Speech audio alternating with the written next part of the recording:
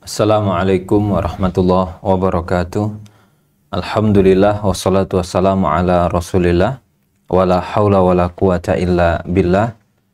Kaum muslimin dan kaum muslimat, kita bersyukur kepada Allah Azza wa Jalla karena di kesempatan pagi ini kita bisa kembali melanjutkan sesi rehat subuh kita bersama buku fikih bermazhab, yaitu pengantar memahami cara beragama.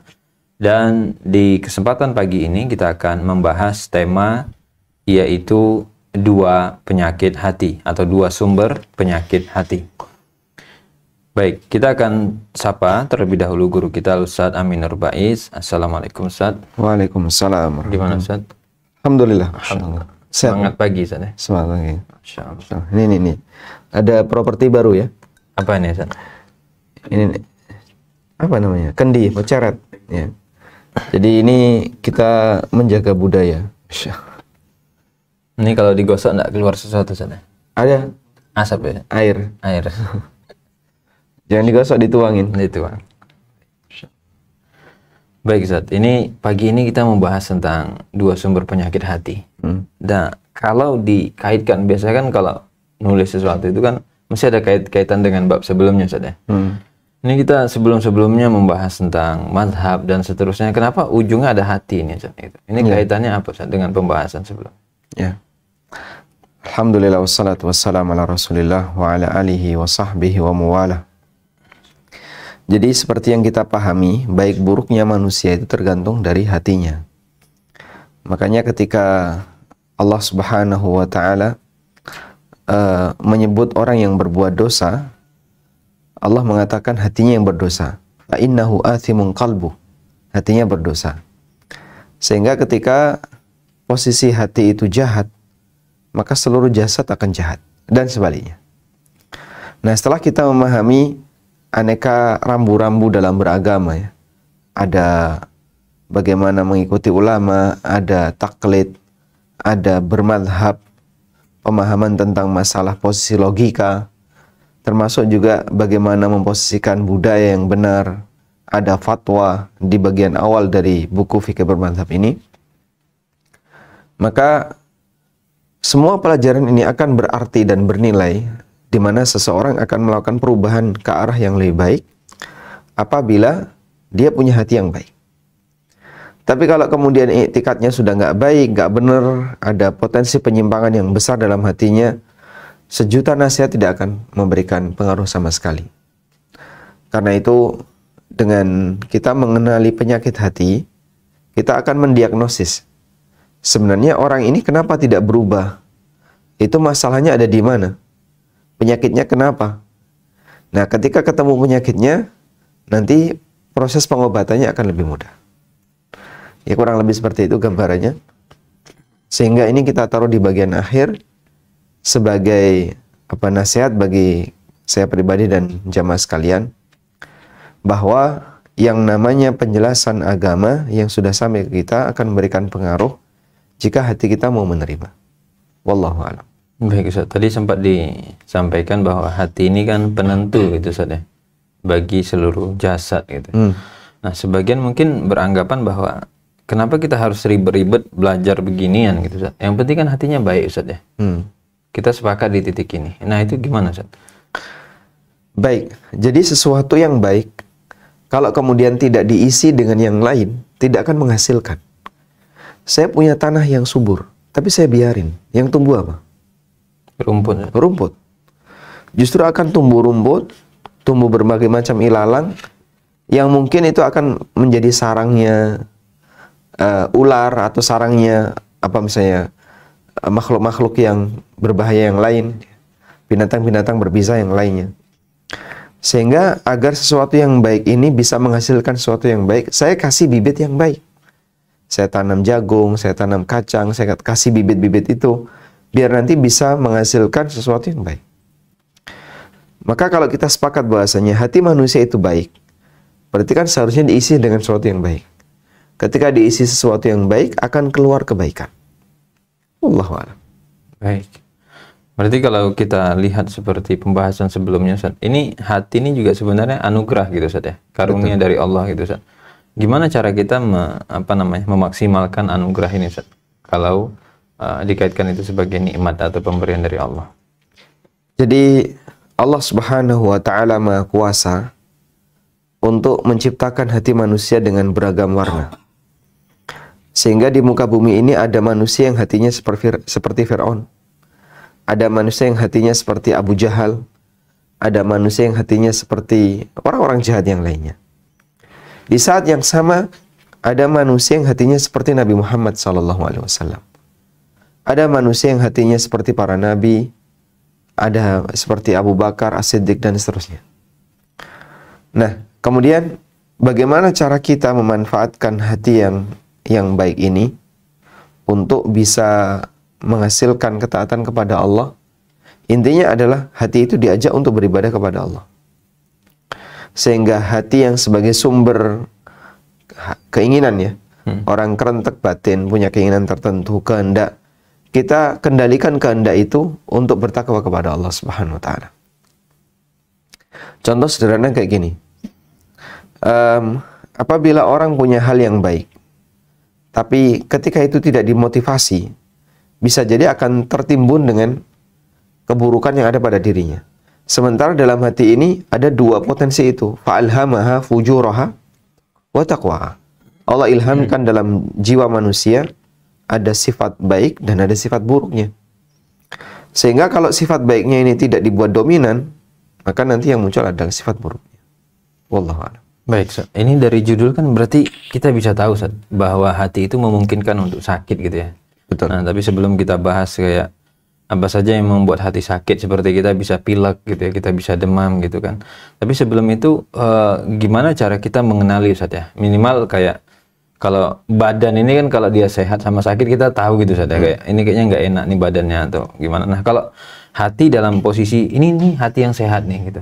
Ini hati yang kayaknya sakit deh gitu. Ada nggak kayak dari Al-Quran atau hadis, Ustaz, kayak petunjuk-petunjuk barangkali yang mana ini bisa kita pakai? Kayaknya hati saya sakit deh. Kayaknya ini sehat nih gitu. Misalkan ada tanda-tanda gitu nggak, Ustaz? Salah satu di antara indikatornya adalah kecenderungan.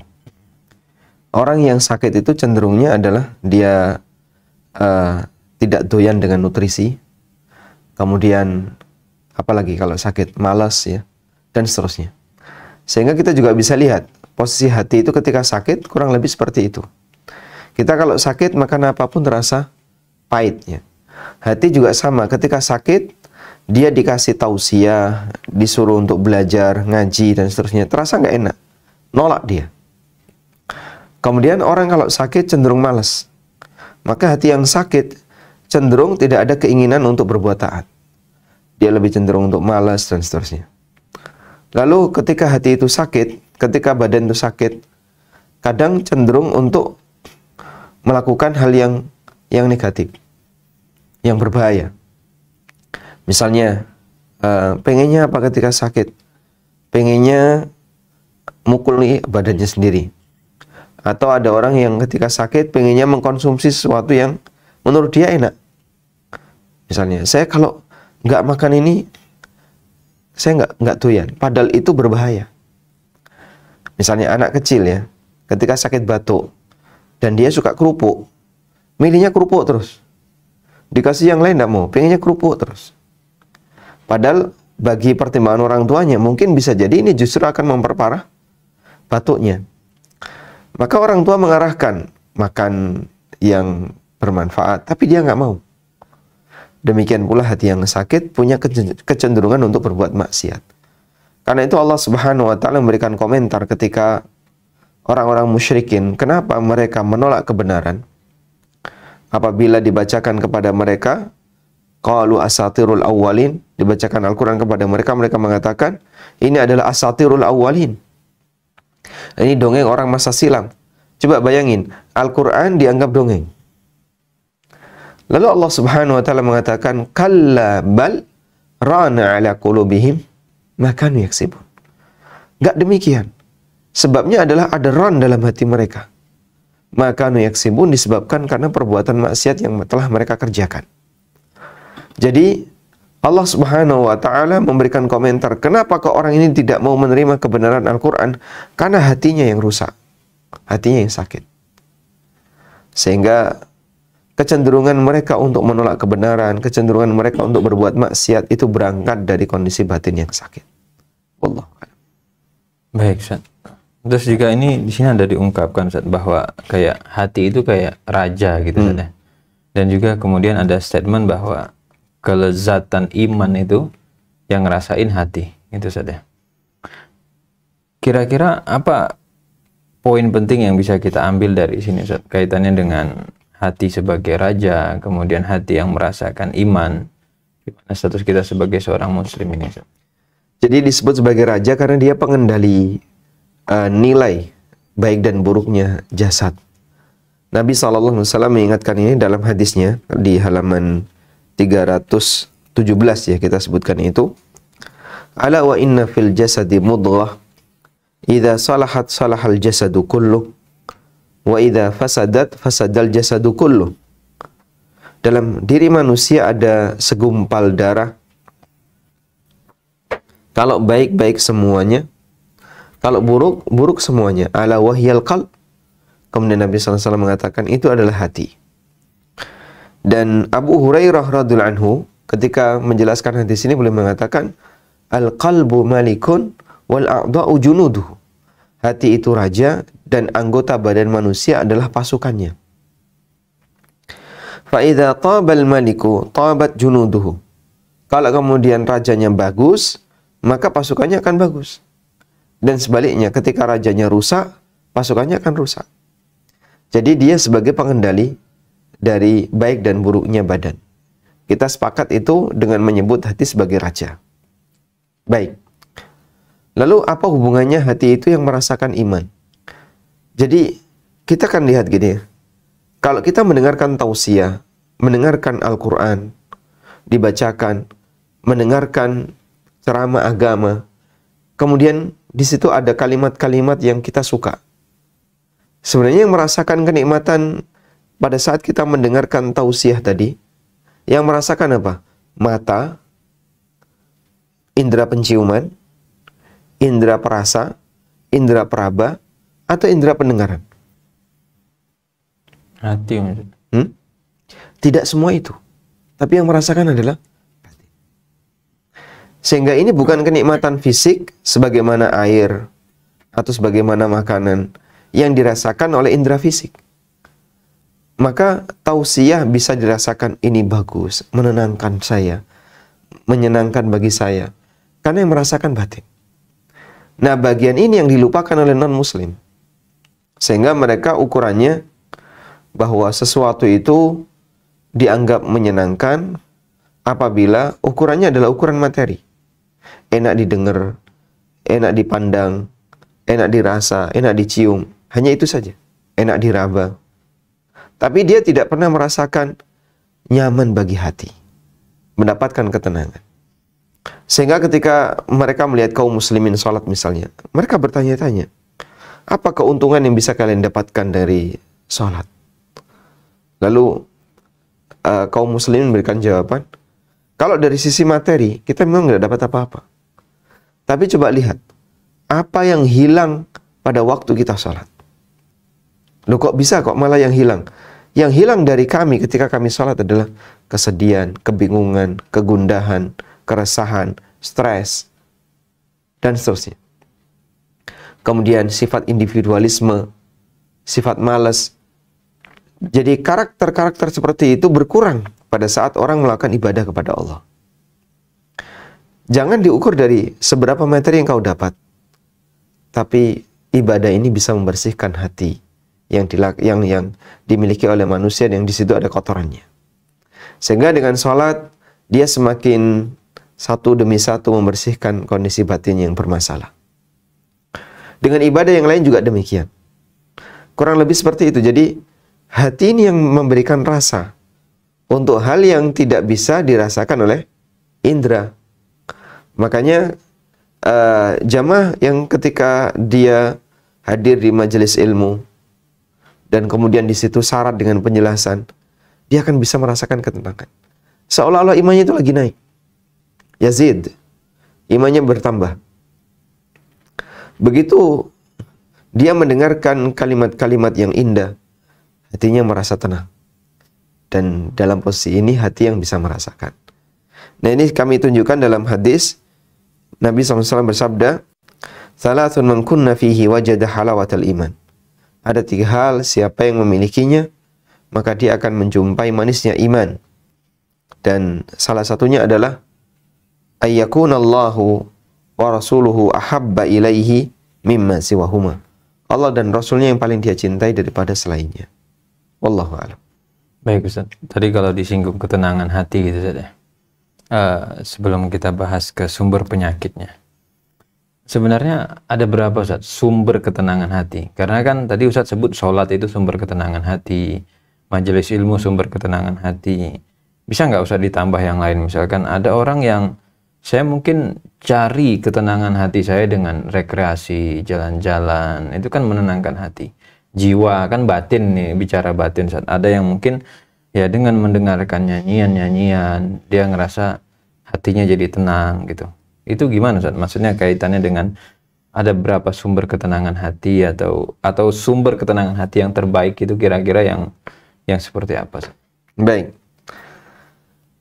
Seperti yang tadi kita buat klasifikasi ya. Jadi ada hati sehat, ada hati yang sakit. Orang yang sehat dia akan merasakan kenikmatan ketika yang dia konsumsi adalah sesuatu yang menyehatkan.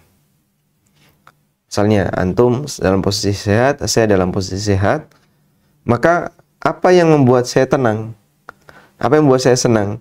Seleranya apa? Saya makan makanan yang sehat. Misalnya saya suka soto, saya makan soto. Ustadz suka sate, makan sate. Jadi saat sehat kita akan makan makanan yang sehat. Kalau sakit, yang dicari sakit. Yang menenangkan dia adalah penyakit.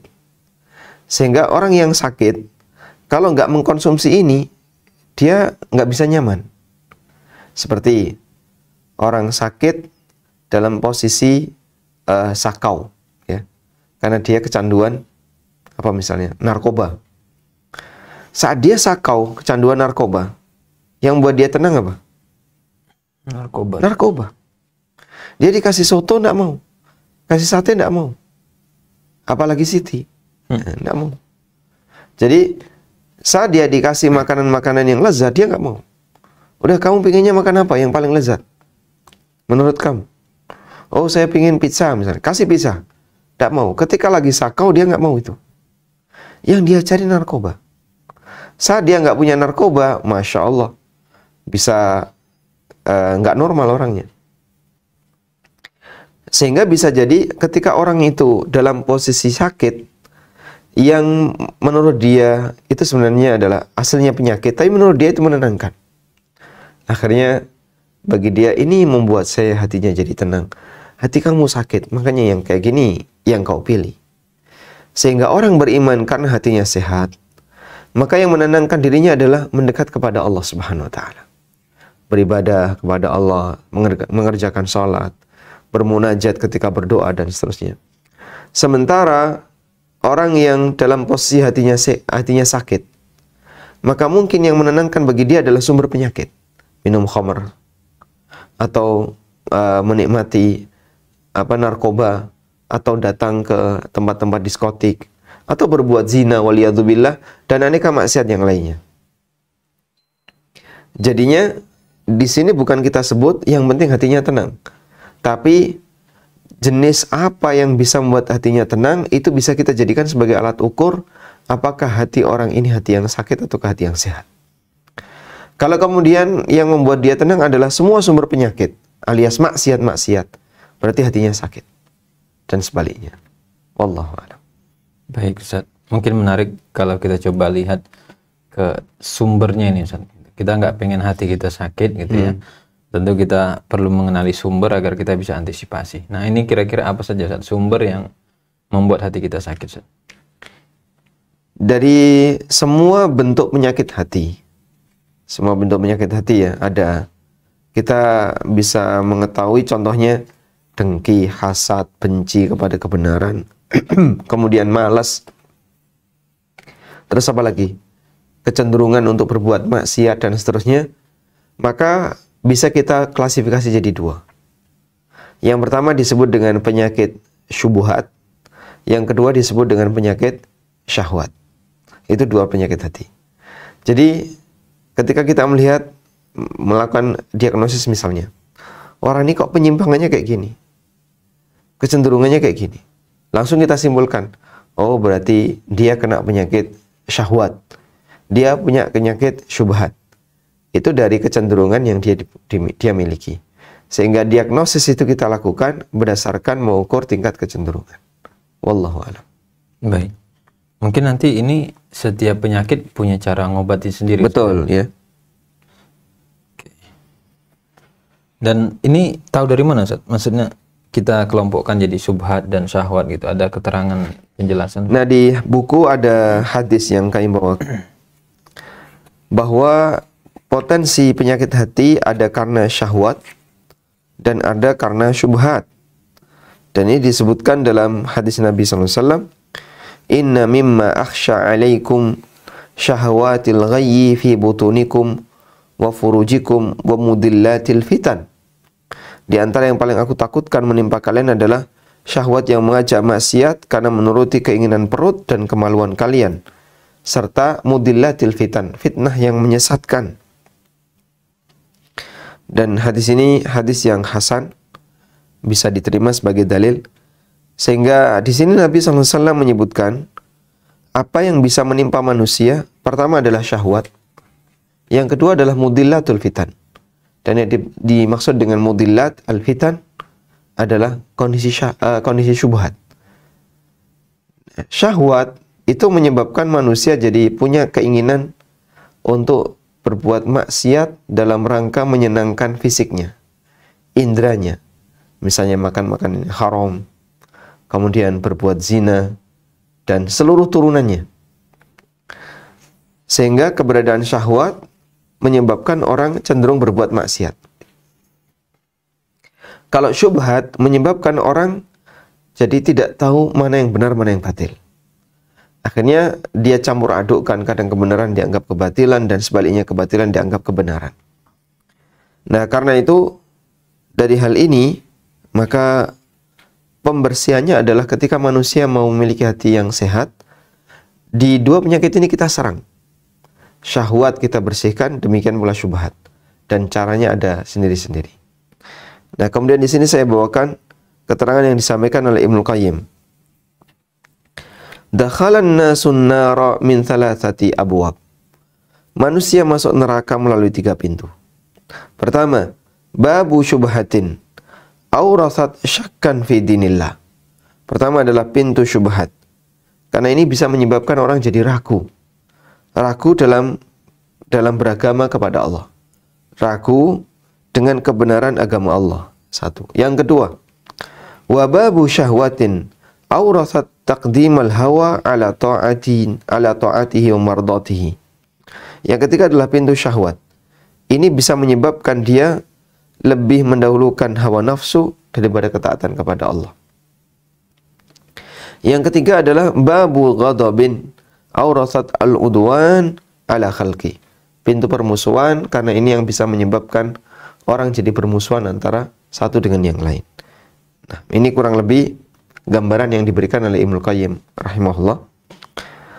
Lalu bagaimana cara kita mengidentifikasi syahwat? Nah, di sini saya sebutkan penyakit syahwat sebenarnya cuma 2.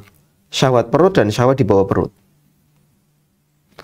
Sehingga kenapa orang memperjuangkan yang haram? Karena masalah perut. Kenapa orang melakukan penyimpangan dalam masalah kehormatan? Karena syahwat di bawah perut. Maka Nabi SAW, maka Allah Subhanahu Wa Taala ingatkan, jangan dekati jalan zina. Karena jalan zina ini, kalau kemudian didekati, orang akan susah untuk keluar. Dan itu syahwat di bawah perut. Baik zina mata, zina telinga, tangan, maupun yang lainnya. Karena itu, Allah Subhanahu Wa Taala berfirman, wala taqrabuz zina innahu kana fahishatan wa sa'a sabila. Jangan dekati zina, sesungguhnya zina itu adalah fahisyah, tindakan dosa besar, dan wasa'a sabila, dan jalan yang buruk, karena orang kalau sudah masuk susah untuk keluar. Nah, seperti ini terjadi pada posisi syahwat, di mana dia lebih condong kepada bagaimana caranya untuk melampiaskan keinginannya tanpa memperhatikan aturan.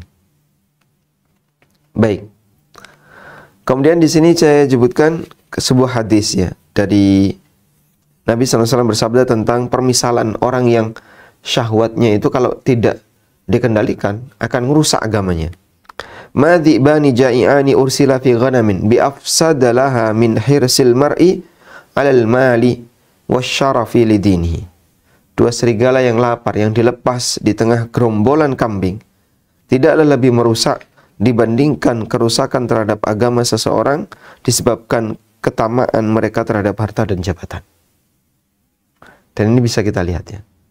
Sehingga dalam masalah harta mereka tidak pernah peduli apakah mau mengambil dari yang halal ataukah yang haram. Itu karena semangat syahwat dia. Sampai pada tingkatan tertentu syahwat yang berlebihan mengantarkan orang pada kekufuran. Contohnya, banyak orang murtad itu karena apa? Materi. Sehingga ketika dia sudah dalam posisi tidak bisa bekerja dengan baik, sementara dia punya kewajiban untuk ngasih nafkah, lalu dia ditawari, nanti kalau kamu datang ke tempat ibadah ini, saya kasih uang sekian tiap bulan. Lalu kecintaan dia kepada materi itu muncul, akhirnya membuat dia jadi murtad. Nabi SAW mengingatkan, badiru bil a'mali fitanan kakita'il laylil mudlima. Bersegeralah melakukan amal soleh, karena akan ada fitnah seperti sepotong malam yang gelap. Artinya gelap sekali. Yusbihur rajulu mu'minan wa yumsi kafiran. Ada orang yang pagi harinya masih mukmin, sore sudah kafir. Wa yumsi mu'minan wa yusbihu kafiran. Ada yang sorenya masih mukmin, paginya sudah kafir. Kenapa? Yabi'u dinahu bi'aradi minad dunya. Dia jual agamanya untuk mendapatkan keuntungan duniawi. Masya Allah. Hanya dengan itu sampai terjadi perubahan dari bagaimana agama yang dia miliki. Gara-gara mengikuti syahwat. Kemudian syubhat. Syubhat secara bahasa artinya adalah bercampur. Al-iltibas. Sehingga tidak bisa dipisahkan antara mana yang benar, mana yang salah. Kata Ibnu Qayyim rahimahullah, beliau menyebutkan definisi syubhat. Waridun yaruddu 'alal qalbi yahulu bainahu wa baina inkishafil haq. Syubhat itu ketika menyerang hati akan menghalangi dan menutupi pemiliknya dari kebenaran. Sehingga ketika dia mendengarkan kebatilan dia terima. Mendengarkan aneka penyimpangan dia terima. Tapi giliran mendengarkan kebenaran tidak mereka terima. Wallahu a'lam. Baik, Ustaz. Kalau boleh disimpulkan, Ustaz, dari dua ini ya, ini kan sama-sama penyakit dan kita tahu sama-sama bahaya gitu ya, Ustaz. Tidak bagus. Yang paling kronis atau yang paling bahaya yang mana, Ustaz? Jadi kalau yang kita bilang kayak yang ini agak lebih mending lah gitu ya ketimbang yang satunya. Atau emang ini nggak ada yang mending sih gitu, sama-sama bahaya gitu. Atau gimana, Ustaz, antara syubhat sama syahwat ini? Kalau ditanya ya, kalau melihat sama-sama maksiatnya, ini sama-sama bahaya. Sebab ini kan sumber. Kalau sumber kita sebut sama-sama bahaya. Tapi mana yang lebih berbahaya? Pertama ataukah kedua? Coba kita lihat ya. Nabi Adam alaihissalam dikeluarkan oleh Allah dari surga. Sebabnya apa? Syahwat. Karena dia dilarang untuk mengkonsumsi buah-buahan tertentu, tapi Adam tetap nekat untuk mengambilnya. Dengan pertimbangan karena beliau punya syahwat. Sampai akhirnya Allah Subhanahu wa taala keluarkan dia dari surga. Sehingga penyakit manusia yang pertama kali yang menyebabkan dia berbuat maksiat adalah syahwat. Sedangkan syubhat muncul belakangan, yaitu ketika perbuatan kesyirikan muncul. Tapi dilihat dari potensi manusia untuk bertobat, syahwat lebih mungkin untuk bertobat. Sedangkan syubhat susah untuk bertobat. Di sini saya bawakan keterangan Sufyan Ats-Tsauri di halaman 324.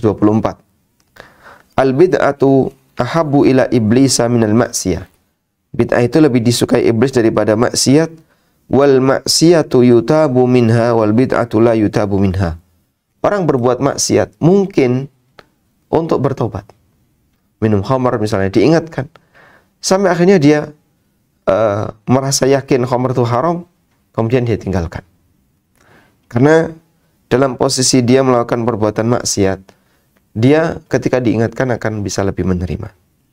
Sedangkan bid'ah la yutabu minha artinya peluang tobatnya kecil. Karena orang yang berbuat bid'ah terkadang dia akan mempertahankan bid'ahnya itu karena menurut dia ini benar. Jadinya kebalik-balik, yang salah dianggap benar, yang benar dianggap salah. Wallahu a'lam. Baik Ustaz, ini mungkin kita sudah tahu sumbernya. Sekarang gimana cara membatinya Ustaz? Kalau udah kadung kena syubhat atau kadung kena syahwat itu kan mungkin penangannya berbeda gitu Ustaz. Ini apa solusi atau obat yang kita bisa tawarkan Ustaz? Kalau syahwat semua orang memiliki ya. Cuman ada yang dibiarkan liar, ada yang dikendalikan dengan baik. Sehingga kita tetap akan berbuat maksiat. Sebagai konsekuensi dalam diri kita ada syahwat. Tapi ketika kita berbuat maksiat dengan keberadaan syahwat tadi, ada yang maksiatnya kebablasan, ada yang dia direm dengan maksimal. Terus apa solusinya? Banyak bertobat kepada Allah, mohon ampun, dan berusaha untuk memiliki komitmen agar melakukan hal yang terbaik secara agama dan menghindari maksiat sebisanya. Sehingga dengan demikian kita berharap bahwa dengan keberadaan penyakit syahwat yang ada pada diri kita itu tidak kemudian sampai menyebabkan terlalu jauh pelanggarannya. Wallahu a'lam. Baik Ustaz. Sedangkan kalau syubhat, maka cara penyelesaiannya adalah dengan diskusi bersama orang-orang yang benar. Misalnya begini, saya kok punya pemikiran yang aneh, coba saya diskusikan dengan ustadz. Nah itu boleh.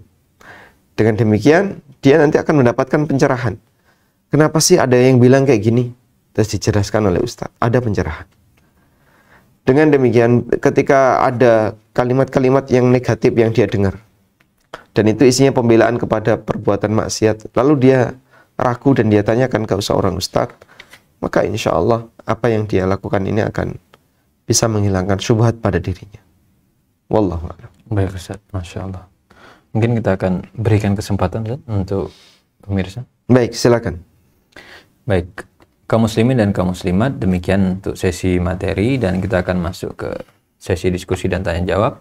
Namun kita break sejenak dengan jeda berikut ini. Atas kemudahan dari Allah Ta'ala, umroh bareng ANB. Kaum muslimin dan kaum muslimat yang dirahmati oleh Allah Azza wa Jalla, kami undang para pemirsa untuk bergabung di sesi tanya jawab. Bisa mengajukan pertanyaan melalui layanan telepon di 08122444344 atau mengirimkan pertanyaannya melalui pesan di 081221567890. Baik, kita akan coba bacakan terlebih dahulu pertanyaan yang sudah masuk. Assalamualaikum, Afwan Ustaz, izin bertanya, bagaimana cara menghindari orang yang hasad kepada kita karena kelebihan kita di dalam harta? Apakah harus menyembunyikan kekayaan kita, misalnya tidak memakai barang, kendaraan, atau pakaian yang mahal, hanya pakai yang murah-murah saja? Lalu apakah termasuk dilarang jika kita menyukai barang-barang mahal? Karena memang kita suka dan kualitasnya memang bagus. Syukran Ustaz. Waalaikumsalam warahmatullahi wabarakatuh. Baik, ini sambil membaca pertanyaannya ya. Berkaitan dengan bagaimana cara menghindari orang yang hasad kepada kita. Nabi SAW mengingatkan bahwa dalam setiap nikmat itu akan ada orang yang punya potensi hasad. Makanya jangan suka pamer. Sehingga dalam hal ini mungkin yang bisa kami sarankan adalah untuk hal yang mungkin belum cocok untuk Anda pakai di permukaan sebaiknya tidak digunakan. Oleh karena itu, pamer kekayaan, suka cerita kekayaan, penghasilan saya sekian bro, misalnya. Hari ini saya dapat deal sekian. Terus apa lagi, misalnya. Atau dia menggunakan jam tangan yang mahal dan seterusnya. Ya wajar saja kalau kemudian ada orang yang hasad kepadanya.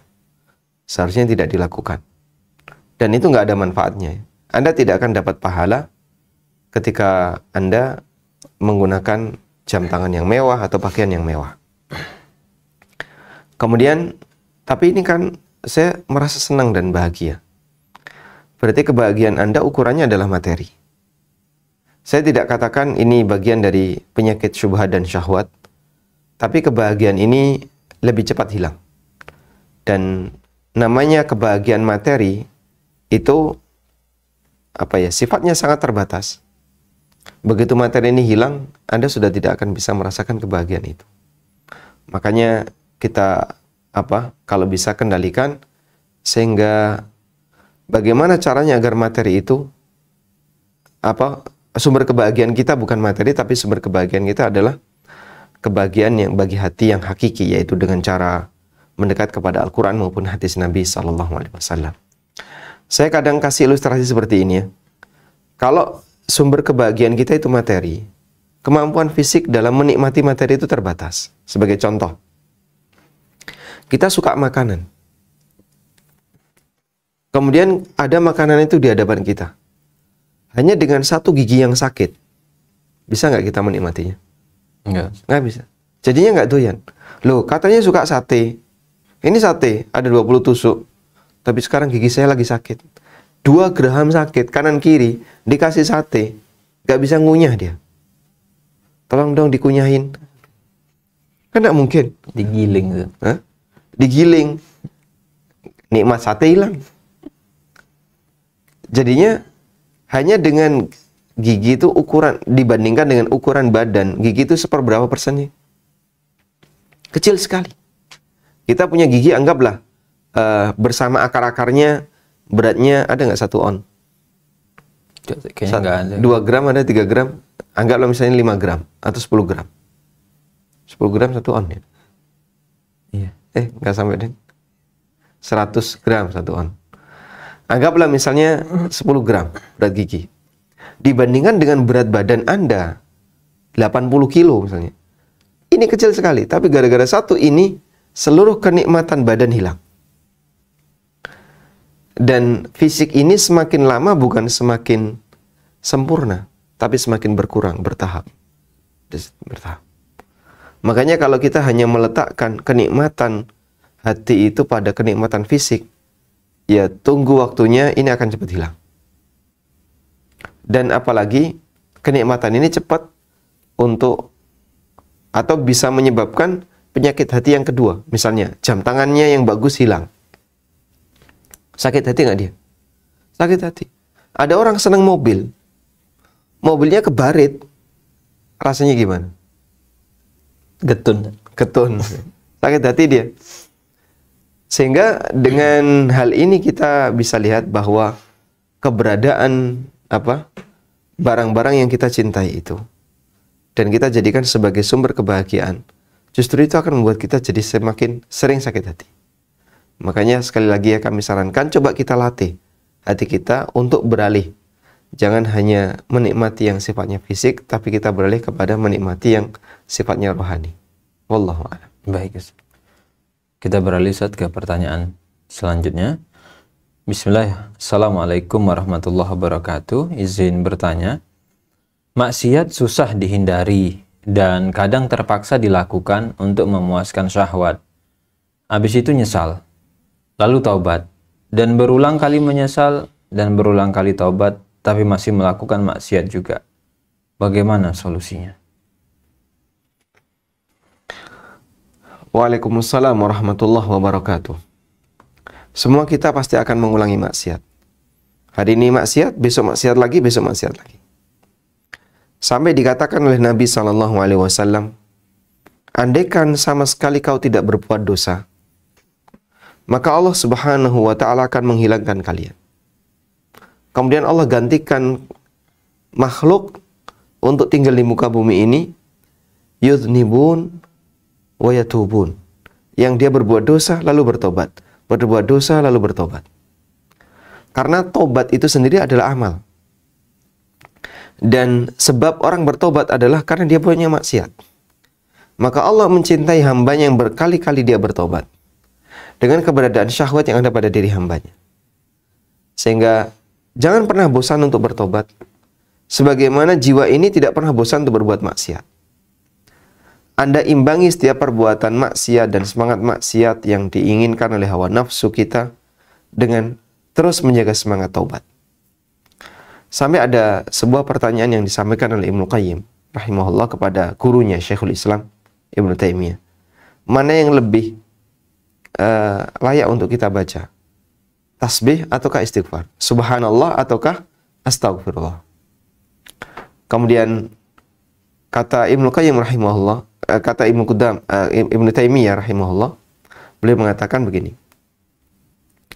Pakaian yang kotor itu kalau dikasih parfum gak ngefek.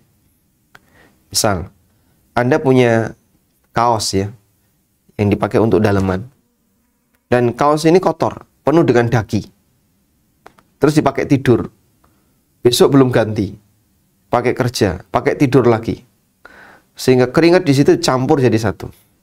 Bayangin jadi apa kira-kira? Bau dan kotor ya. Semprot parfum, baunya hilang nggak? Kacau teman. Nah, mungkin bau parfum ada, tapi bau yang nggak sedap tetap melekat.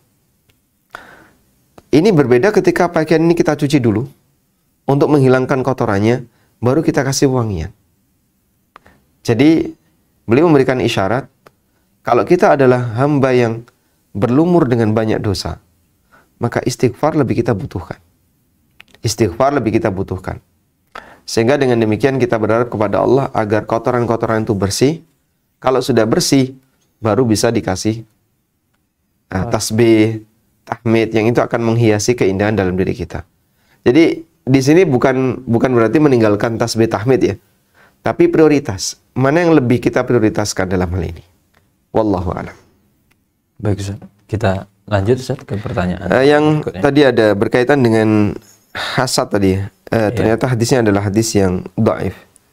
Jadi ada hadis yang mengatakan ista'inu ala injahil hawaij bil kitman. Ketika kamu mau punya rencana untuk melakukan sesuatu, ista'inu bil kitman, maka gunakan cara agar itu menjadi lebih aman dengan cara dirahasiakan. Fa inna kulladzi ni'matin mahsud. Karena setiap orang yang punya nikmat, di situ ada orang yang hasad. Tapi di sini hadisnya dhaif. Meskipun ada sebagian ulama yang lain yang menilai hadis ini hadis yang hasan, seperti Syekh Albani dalam silsilah as-sahihah. Dan bagaimana dengan ayat Allah Ta'ala di Al-Quran, wa amma bi ni'mati rabbika fahaddits. Dengan nikmat Rabbmu ceritakanlah. Maksudnya adalah ceritakan kepada orang yang tidak punya peluang hasad. Nabi Yusuf alaihissalam, pada waktu beliau bermimpi, dan dalam mimpinya itu mimpi yang indah, Yusuf melarang kepada Nabi Yakub alaihissalam, melarang kepada Yusuf anaknya, jangan kau ceritakan kepada saudara-saudaramu. Ya bunayya la taqsus ru'yaka ala ikhwatika fayakidu laka kaida.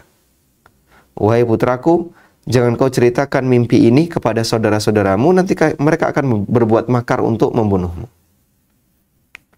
Sehingga ayahnya melarang Yusuf untuk cerita itu dalam rangka menghindari potensi permusuhan. Makanya kita sarankan bagi Anda yang punya hal yang mewah, kalau itu berpeluang bisa memicu hasad orang di sekitar, sebaiknya jangan ditampakkan ke mereka. Wallahu a'lam. Baik. Kita coba beralih ke pertanyaan selanjutnya. Assalamualaikum warahmatullahi wabarakatuh. Ustaz, mohon nasihatnya. Warahmatullahi wabarakatuh. Saat kondisi kita sedang aman-aman saja, kita berdoa kepada Allah dan yakin jika suatu saat ada sesuatu yang tidak kita inginkan menimpa kita, kita berdoa agar Allah kuatkan hati kita dan jadikan kita ridho, dan kita pun yakin kita bisa kuat dan sabar saat mendapatkan yang tidak kita inginkan. Namun Ustadz, ketika benar datang ujian yang tidak kita inginkan menimpa kita, kita malah tidak mampu untuk bersabar, kita malah bersedih dan larut dalam kesedihan itu. Mohon nasihatnya Ustadz.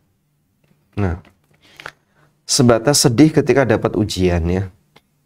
Misalnya ada barang kita yang hilang, atau kita sedang sakit, atau bahkan salah satu di antara orang yang kita cintai meninggal, atau sempitnya ekonomi dan seterusnya. Lalu kita sedih, ini tidak dilarang. Karena sedih itu respon normal ketika orang sedang dapat cobaan. Yang lebih penting adalah bagaimana dia mengendalikan kesedihan itu agar tidak semakin parah.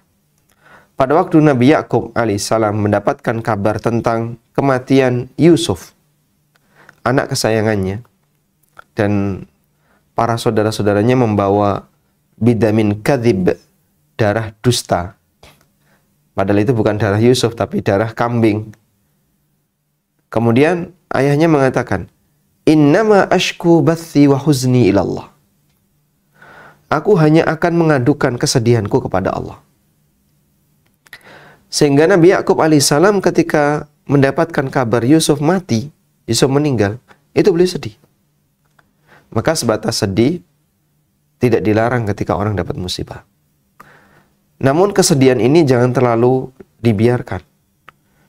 Tahan dengan kuat-kuat, bahkan kalau bisa dilupakan. Jangan sampai kita mengucapkan kalimat yang membuat Allah tidak ridha. Sehingga pada saat Nabi SAW memakamkan Ibrahim siapa ini? Putra beliau ya. Anak beliau yang Masya Allah sudah lama beliau berharap bisa punya anak laki-laki. Akhirnya Maria dari Mesir itu melahirkan anak laki-laki untuk Nabi SAW. Diberilah nama Ibrahim. Qadarullah di usia 1 tahun Ibrahim meninggal. Ketika Ibrahim meninggal, maka Rasulullah SAW menangis. Dan saat pemakaman beliau menangis. Ditanya oleh para sahabat, ya Rasulullah tabki. Ya Rasulullah, Anda menangis. Kemudian Nabi SAW mengatakan, inna la nu'adzabu bihadza, walakinna nu'adzabu bihadza. Kita tidak disiksa dengan air mata, tapi kita disiksa karena ini, karena lidah. Beliau sebutkan lidahnya. Dan beliau mengatakan pada saat memakamkan Ibrahim, wala nukallimu illa ma yurdi Rabbana. Dan kami tidak akan bicara kecuali apa yang membuat Allah ridha. Sehingga dalam hal ini ketika orang larut dalam kesedihan, dalam arti merasakan kesedihan ini tidak dilarang. Tapi jangan sampai mengundang murka Allah Subhanahu wa taala dan jangan sampai mengundang marahnya Allah taala. Jangan sampai mengucapkan kalimat yang membuat Allah tidak ridha. Wallahu a'lam. Baik Ustaz. Mungkin kita beralih ke pertanyaan terakhir Ustaz. Izin bertanya Ustaz, seseorang yang pernah melakukan perbuatan menyimpang karena syahwat, dalam hal ini hubungan sejenis, sulit diajak bertaubat dengan alasan kenapa dia yang harus bertaubat? Bukankah dia hanya sebagai korban? Sementara hubungan tersebut sudah bertahun-tahun. Keputusasaannya benar-benar menjauhkan dia untuk benar-benar bertaubat. Bagaimana konotasi syubhat lebih berat dari syahwat di sini Ustaz? Syubhat itu menyebabkan orang membela penyimpangan. Sehingga dengan keberadaan syubhat, dia jadi tidak bisa membedakan antara kebenaran dengan kebatilan. Jadi dia akan membela diri. Membela diri dengan alasan saya kan korban. Seharusnya yang bertobat adalah satunya pasangannya. Ya pokoknya pasangan saya. Karena dia yang mengendalikan. Sementara saya hanya korban. Jawabannya, ya betul memang kamu korban misalnya. Tapi kamu termasuk di antara yang berbuat dosa. Sebab dalam perbuatan zina misalnya, antara laki dan perempuan dosanya sama atau beda? Sama-sama berbuat zina. Sehingga perempuan tidak boleh mengatakan, saya korban.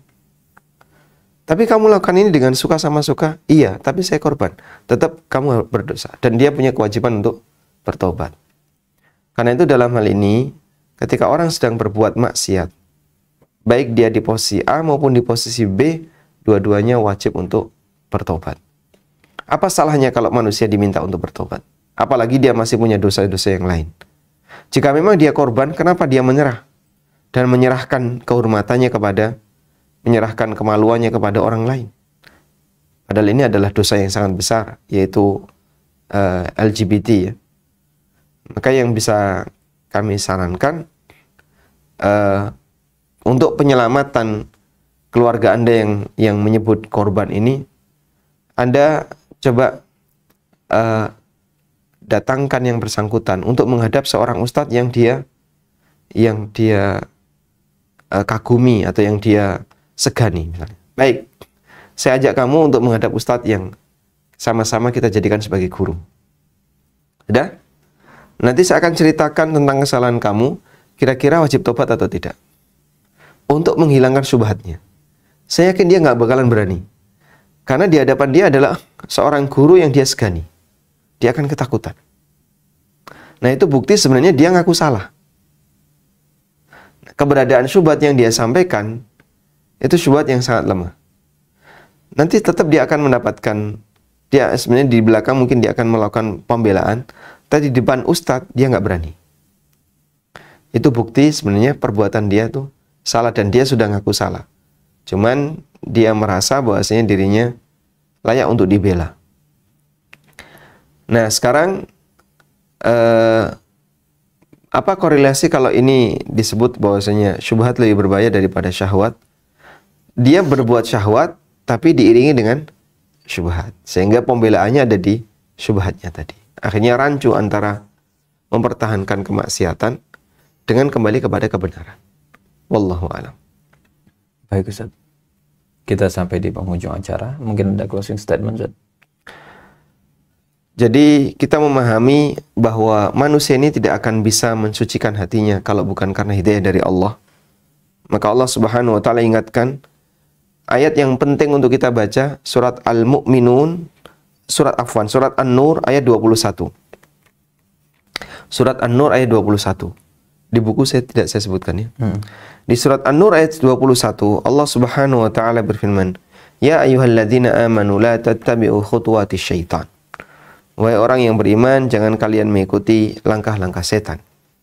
Wa may yattabi' khutuwatis syaitani fa innahu ya'muru bil fahsya'i wal munkar. Siapa yang mengikuti langkah setan, setan itu menyuruh manusia untuk berbuat keji dan mungkar. Lalu Allah katakan, "Walaula fadlullahi 'alaikum wa rahmatuhu ma zaka minkum min ahadin abada." Andaikan bukan karena karunia Allah dan rahmatnya, maka tidak akan ada satupun di antara kalian orang yang selamat. Hatinya selamat, tidak ada. Ma zaka minkum min ahadin abada. Tentu tidak akan ada orang yang suci hatinya di antara kalian abadan selamanya. Walakinallaha yuzakki man yasha. Tapi Allah Ta'ala mensucikan sesuai dengan apa yang Dia kehendaki. Sehingga di sini Al-Quran menjelaskan musuh eksternal kamu yaitu Al-Quran, yaitu syaitan ya, sangat antusias untuk menyesatkan kamu dengan berbagai macam cara. Sudah? Kalau bukan karena Allah yang membersihkan hatimu, maka tidak akan ada satupun orang yang hatinya bersih selamanya. Walakinallaha yuzakki man yasha. Tapi Allah membersihkan hati hamba sesuai dengan apa yang Dia kehendaki. Oleh karena itu, kalau kita ingin memiliki hati yang selamat dari penyakit syubhat dan syahwat, lakukanlah tazkiyatun nafas dengan cara banyak memohon ampun kepada Allah dan memohon kepada Allah Subhanahu wa taala tazkiyatun nafas. Sehingga kita berdoa, ya Allah bersihkan hatiku. Allahumma ati nafsi taqwaha wa zakkiha anta khairu man zakkaha. Itu doa yang mungkin layak untuk Anda ulang-ulang. Allahumma ati nafsi taqwaha wa zakkiha anta khairu man zakkaha. Atau doa ya muqallibal qulub tsabbit qalbi ala dinik. Ya musarrifal qulub tsabbit qalbi, sarrif qalbi ala ta'atik. Dengan memperbanyak doa seperti ini menunjukkan kita adalah orang yang fakir di hadapan Allah dan membutuhkan pertolongan dari Allah Subhanahu wa taala. Wallahu ta'ala alam wa sallallahu ala nabiyyina Muhammadin wa ala alihi wa sahbihi wa sallam. Baik Ustaz, jazakumullah khair. Dan kita sampai di sesi terakhir. Demikian untuk rehat subuh pada kesempatan pagi ini. Semoga Allah memberkahi ilmu Ustadz dan juga para pemirsa sekalian. Insyaallah nanti kita ketemu di sesi rehat subuh berikutnya. Kami mewakili kru yang bertugas mohon izin undur diri dan kita tutup dengan doa kafaratul majelis. Subhanakallahumma wa bihamdika asyhadu alla ilaha illa anta astaghfiruka wa atubu ilaik. Assalamualaikum warahmatullahi wabarakatuh.